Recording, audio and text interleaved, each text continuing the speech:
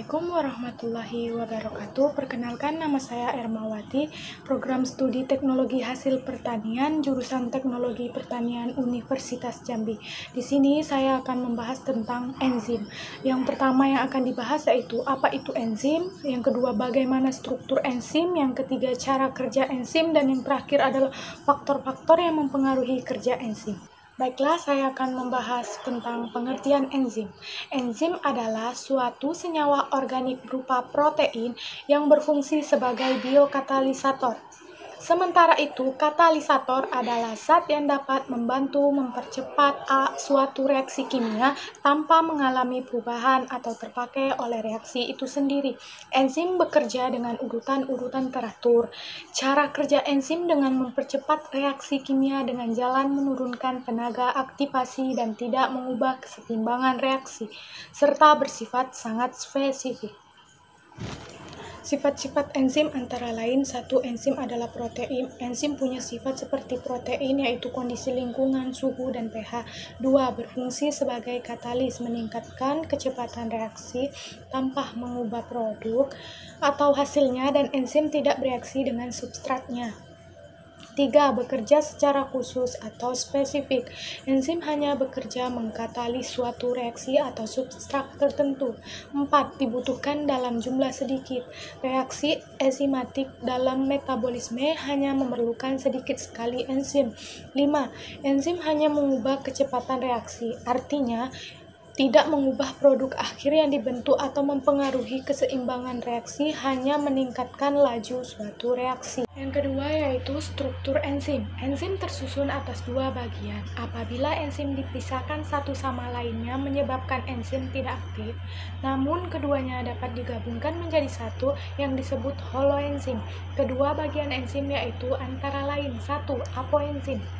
Apoenzim adalah bagian protein dari enzim, bersifat tidak tahan panas dan berfungsi menentukan kekhususan dari enzim. Contoh dari substrat yang sama dapat menjadi senyawa berlainan tergantung dari enzimnya. 2. Koenzim. Koenzim dapat disebut gugus prostetik apabila terikat sangat erat pada apoenzim. Akan tetapi, koenzim tidak begitu erat dan mudah dipisahkan.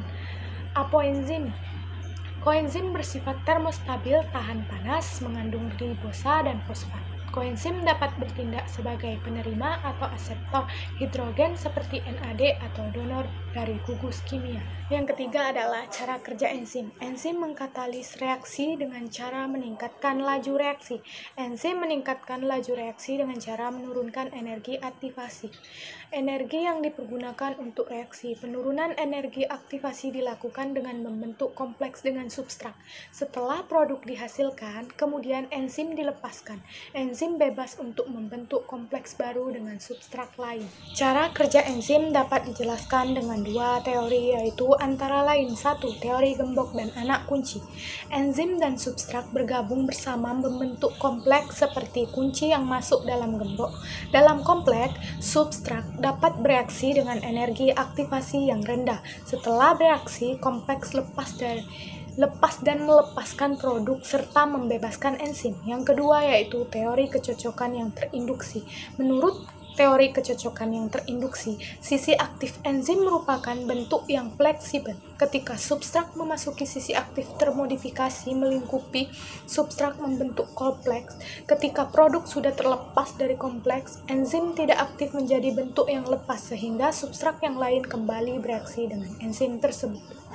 Yang keempat yaitu faktor-faktor yang mempengaruhi kerja enzim antara lain sebagai berikut. 1. Pengaruh suhu. Karena enzim adalah zat yang tersusun atas protein, maka enzim juga memiliki sifat termolabil atau sifat mudah rusak karena pengaruh suhu.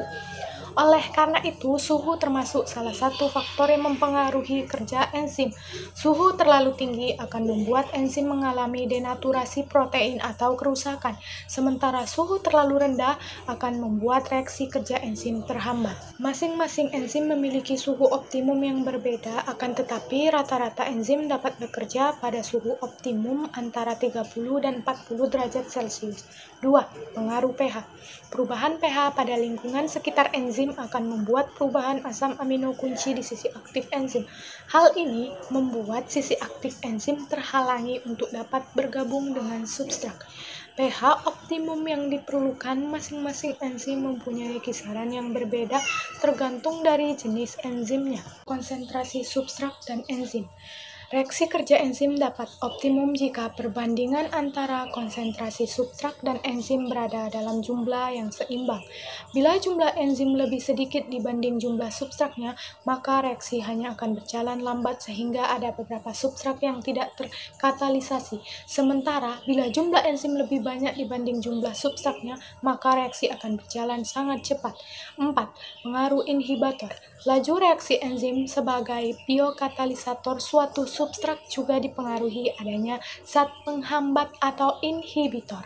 Bila inhibitor ditambahkan atau muncul dalam lingkungan reaksi, maka kecepatan kerja enzim akan menurun.